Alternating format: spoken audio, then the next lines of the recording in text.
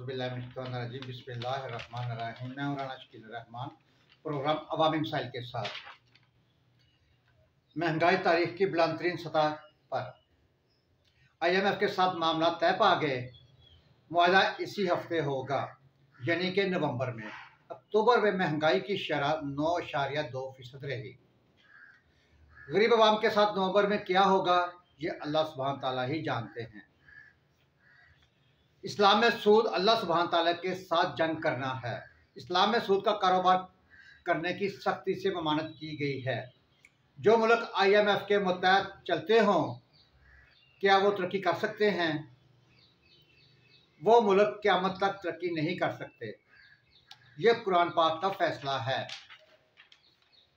पाकिस्तान बनने के चंद साल बाद से लेकर आज तक, यानी कि 2021 तक, पाकिस्तान और बैनुल अक़वामी मालियाती फंड IMF का चोली दामन का साथ रहा है। पाकिस्तान की तारीख पर नज़र डालें तो सबसे पहले नाज़रीन याद रखिएगा, मैं आपको एक पूरी हिस्ट्री बयान करता हूँ कि पाकिस्तान ने कब कब और कैसे और कितना कितना कर्जा लिया है। पाकिस्तान ने सबसे पहले 1958 में IMF से रुजू किया और दिसंबर 1958 में पाकिस्तान ने $25,000 कर्जा लिया। कितना नाज़रीन? $25,000। सबसे पहला कर्जा 1958 में $25,000 लिया गया। इसके बाद कर्जा लेने की ऐसी आदत पड़ी कि फिर छूट ना सकी। यानी कि पहला कर्जा 1958 में $25,000, दूसरा कर्जा 1965, यानी कि 7 साल बाद 1965 में पाकिस्तान ने $37,500 कर्जा लिया। तीसरा कर्जा 1968 में $75,000, चौथा कर्जा 1971 में $84,000, पांचवा कर्जा 1973 में और 1973 और 1974 में $75,000, 1977 में $80,000। नाज़रीन याद रखिएगा, 1980 तक पाकिस्तान पर IMF का कर्जा $3.5 लाख से ज़ायद हो गया था। 1980 तक, जिसके बाद पाकिस्तान 80 की दहाई में अमेरिका के हमरा सोवियत यूनियन के खिलाफ जंग का हिस्सा बना और पाकिस्तान को यकमुश्त $7,30,000 कर्जा मिल गया।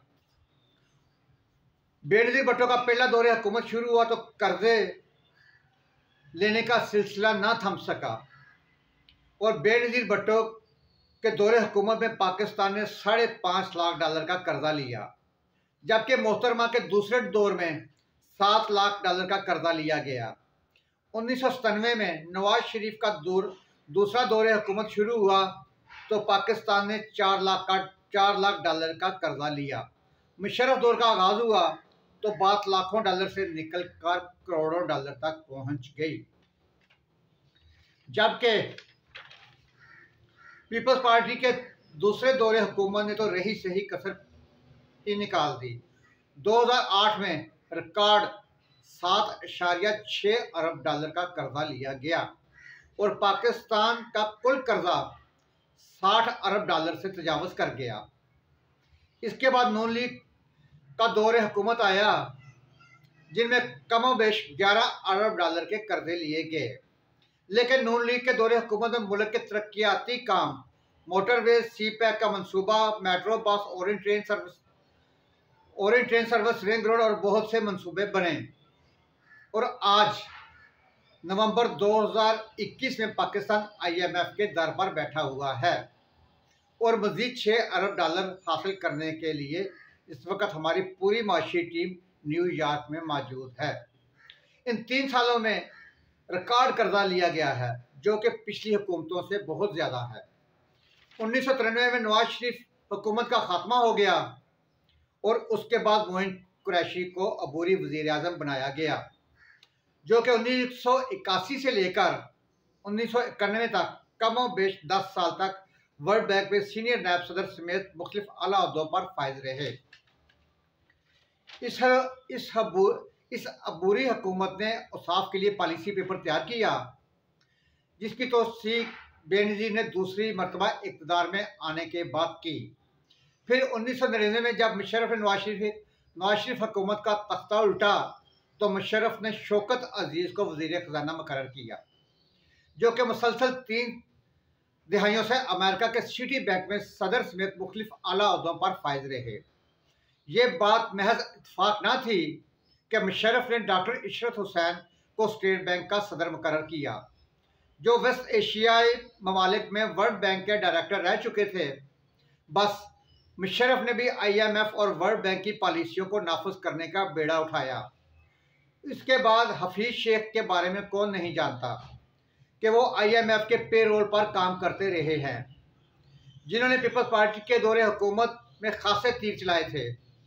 इसके बाद अब मौजूदा हुकूमत PTI में भी कई नाम सामने आए हैं, जिन्हें IMF ने पाकिस्तान की मैशियत को बेहतर बनाने के लिए भेजा गया, जिनमें स्टेट बैंक के गवर्नर रजा बाकर नुमाया हैं। मसूद पिछले दिनों खासे खबरों में छाए रहे। नाज़रीन, ये बात श्योर है कि IMF के लोगों को ना तो पाकिस्तान से कोई सरोकार है और ना ही पाकिस्तानी अवाम से। हफीज शेख हो, रजा बाकर हो, शौकत तरीन या दूसरे हजरात यहाँ से फारग होने के बाद IMF को रिपोर्ट करेंगे कि जनाब सर, हम ड्यूटी पर वापस आ गए हैं, मिशन मुकम्मल हुआ। हम बदकिस्मत अवाम, बदकिस्मत पाकिस्तानी, क़यामत तक हमारे आने वाली नस्लें IMF के शिकंजे से नहीं निकल सकती। नाज़रीन, ये एक मैं मिसाल बयान कर रहा हूँ। ये उसी तरह है कि हम अगर किसी सूदखोरिये के हाथ चढ़ जाएं तो मरते दम तक, कब्र तक उस सूदखोरिये से हमारी जान नहीं छूटती। सेम इसी तरह IMF सूदखोरिया दारा, क़यामत तक हमारी जान नहीं छूटेगी। नाज़रीन, ये तो हम दुआ कर सकते हैं अल्लाह सुब्हान ताला से कि अल्लाह सुब्हान ताला हमें कोई ऐसा हुक्मरान लाए, ऐसा हमारा अल्लाह सुब्हान ताला कोई हुक्मरान हमारे सर पर आ जाए कि जो कि इन कर्ज़ों से हमारी जान छूटे, जो कि होती हुई नज़र नहीं आती। तो फिर कोई सोचा जा सकता कि हमारी आने वाली नस्लें, अल्लाह करे वो कोई अपने कदमों पर खड़ी हो जाए और पाकिस्तान पर कोई रहम करे। इस प्रोग्राम के साथ इजाज़त दीजिए। अपना, अपने घर का, महल्ले का, शहर का, अपने खूबसूरत प्यारे पाकिस्तान की सफाई का खास ख्याल रखें। सफाई नहीं सिर्फ माना, पाकिस्तान जिंदाबाद, पाइंदाबाद। अल्लाह हाफिज़।